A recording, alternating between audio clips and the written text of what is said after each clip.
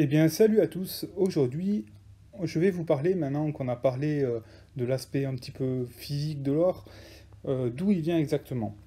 Alors, ça va rester très théorique parce qu'aujourd'hui même, les physiciens ne savent pas trop, il y a quand même pas mal de discussions là-dessus. En tout cas, voilà la théorie qui semble être la plus probable. Donc, il faut, a priori, l'or viendrait du fin fond de la Terre. Alors, je vais le dessiner là, hein, au niveau du magma. Les plaques tectoniques, la montée du magma fait chauffer, ouvre des failles, hein, le phénomène des volcans, les choses comme ça. Et donc du coup, à travers le magma, il y a également une chose importante, ça s'appelle des vapeurs. Ces vapeurs, bien sûr, il y a des minéraux dedans, il faut le savoir, hein, quand ça chauffe vraiment très fort, il y a beaucoup de pression, certains minéraux sont sous forme de vapeurs très chaudes. Et ces vapeurs, eh bien, elles vont remonter certaines failles à travers la roche-mère.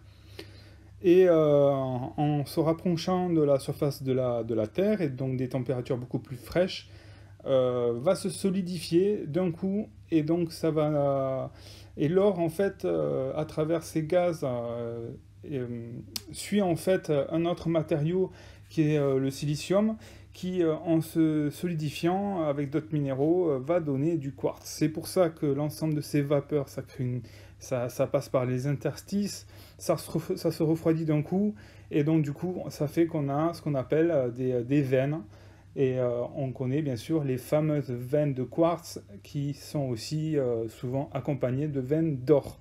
C'est comme ça qu'on se retrouve ici et là avec des veines qui sont ensuite, par l'effet de l'érosion éolienne et des précipitations, qui viennent grignoter un petit peu la roche, la structure même de la roche, et qui viennent libérer ces particules de matériaux, dont l'or, et avec l'érosion et l'eau, tout va être glissé petit à petit jusqu'à un bassin versant qui se trouve ici sous forme de rivière.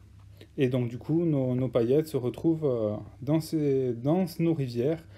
Et ensuite, phénomène de pluie intense et des crues, des fontes des neiges. D'ailleurs, on peut en parler aussi, précipitation, c'est aussi la fonte des neiges qui vient éroder la roche. Et donc ça se retrouve dans nos rivières. Et nos rivières vivent aussi, c'est-à-dire montée d'eau, fonte, des crues. Et donc par épisode, petit à petit, va faire glisser les matériaux vers l'aval, tout simplement. Et petit à petit, on fait circuler tous ces matériaux un peu plus loin. Et on aura des zones de dépôt, des zones de dépôt qui seront ensuite à nouveau érodées pour aller dans une autre zone de dépôt.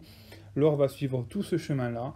Et ensuite va se retrouver tout simplement dans la mer. Et oui, il faut le savoir, ça va jusqu'à la mer. Et ensuite, d'ailleurs, je peux vous donner un exemple, il existe des glaciers marins qu'on appelle, c'est-à-dire, j'en connais deux personnellement, c'est au niveau de l'estuaire de la Garonne, énorme gisement d'or, réserve stratégique de la France d'ailleurs, et ensuite il y a aussi toute la zone Bretagne. Et d'ailleurs, vous pouvez très bien dans ces zones-là aller sur les plages. Vous cherchez des dépôts de sable noir, vous prenez une bâtée, vous nettoyez, vous allez trouver des petites paillettes d'or, hein. C'est déjà arrivé, j'ai des collègues qui y sont allés l'année dernière. C'était marrant à voir, surtout au niveau des plaisanciers, c'était assez particulier. Bon, bref. Enfin voilà, donc du coup, maintenant, à partir de là, on va attaquer une partie, je pense, assez intéressante, c'est-à-dire vraiment tous les aspects des obstacles, à quels endroits l'or se dépose, comment il se dépose, pourquoi il se dépose. Enfin voilà, le truc un petit peu plus sympa que ce qu'on a vu jusqu'à maintenant. Mais bon, c'était important d'en parler. Et bien sur ce, je vais vous laisser. La prochaine, elle va bientôt arriver. Et sur ce, allez, ciao!